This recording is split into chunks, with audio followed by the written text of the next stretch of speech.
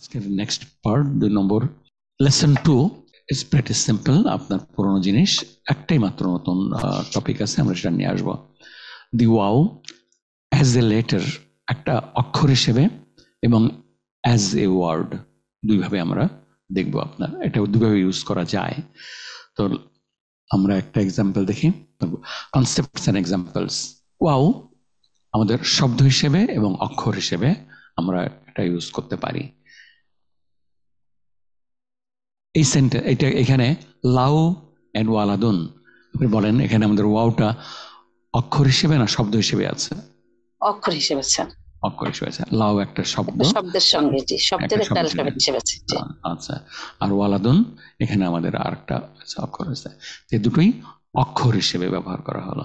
আচ্ছা, এখন দেখেন আইনা বিলালুন ওয়া হামিদুন, এখানে ওয়াও কি অক্ষর?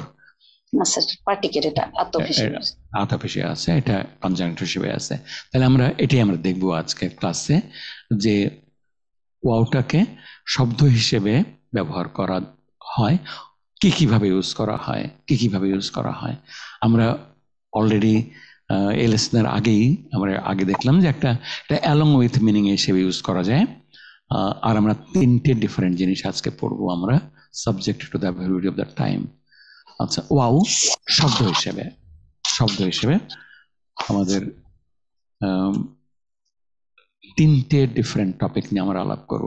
ইটস নট নেসেসারি যে ওয়াও এর মিনিং মাত্র 3টে, আমরা অলরেডি দেখলাম তো আরেকটা মিনিং আছে, 4টে মিনিং। তো এখানে আমরা 3টে মিনিং আমরা আজকে চেষ্টা করব।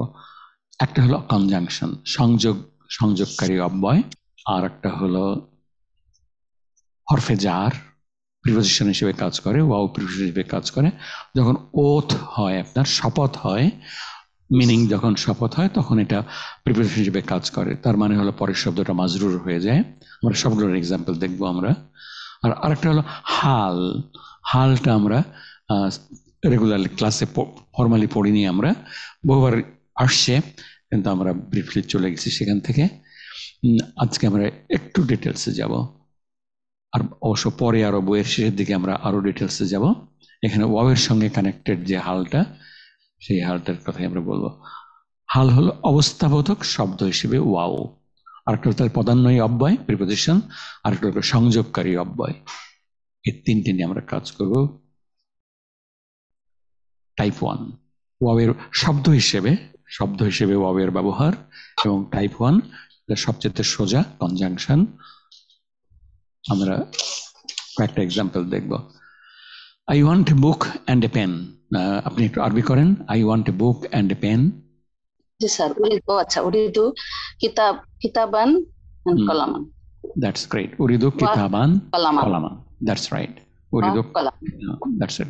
তো কিতাবান বা কলামান, কিতাবান মাফুলুন বিহি মানসুব কিতাবান, আর কলামান হলো মাউতুফ হিসেবে আপনার, এটা কনজাংক্টেড বলে এটা মানসুব। কিতাবানের সঙ্গে কনজাংক্টেড হিসেবে মানসুব, দুটোই মানসুব কিন্তু ফর এ ডিফারেন্ট রিজন।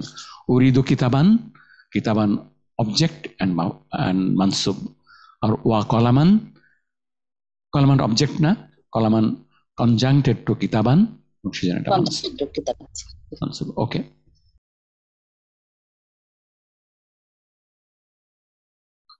খরাজা জুবাইরু ওয়া হামিদুন। That's right. খরাজা আল জুবাইরু ওয়া হামিদুন, খরাজা জুবাইরু এবং হামিদুন। এখানেও কনজাংক্টেড, এবং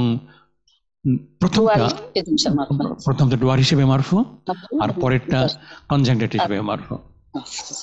দ্যাটস রাইট। ওকে, আমরা এবার যাব হলো টাইপ 2, ওয়াওয়ের ব্যবহার টাইপ 2 প্রিপোজিশন হিসেবে। প্রিপোজিশন ওয়াওটা কখন প্রিপোজিশন হিসেবে ট্রিটেড হবে? যখন মিনিংটা শপথ হবে, কসম হবে। হ্যাঁ, কোরআনে অনেকবার আছে, আল্লাহর কসম আমি তাকে দেখিনি, আল্লাহর কসম আমি তাকে দেখিনি। আপনি এটা চেষ্টা করবেন। স্যার, আল্লাহি মা রাআইতুহু, আই ডিডন্ট, আল্লাহি মা রাআইতুহু, না দেখি নাই, রাআইতুহু। জি স্যার, মা রাআইতুহু আল্লাহ। এখানে আল্লাহর শপথ, ওয়াওয়ের মিনিংটা হলো এখানে শপথ। আচ্ছা, মাজরুর হয়ে গেছে, সেজন্য এটা আল্লাহের হয়ে গেছে। যেহেতু এটা প্রিপোজিশন হিসেবে কাজ করতেছে, সুতরাং এর পরের নাউন বা প্রপার নাউন বা প্রোনাউন যেটাই থাকুক মাজরুর হয়ে যাবে। মাজরুর হয়ে যাবে। এটা আল্লাহি মাজরুর হয়ে গেছে, মা রাআইতুহু।